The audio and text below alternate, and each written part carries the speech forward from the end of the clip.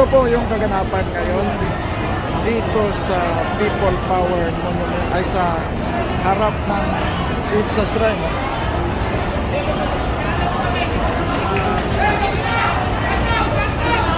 Ayun po, tuloy-tuloy. Ayan po, please like, share, and subscribe mga mahal nating mga viewers dyan. Ayun.